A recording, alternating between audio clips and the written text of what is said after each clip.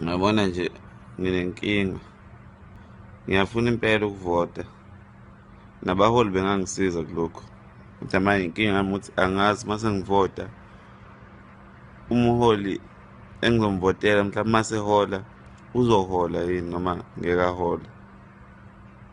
Mhlawumbe uzohola mahhala noma uzohola ebehola futhi, noma uzoba umholi nje ongaholi, noma uzohola yena uzoba umholi bese bayamholela ngoba yena uwumholi, noma uzoyiholela njengomholi.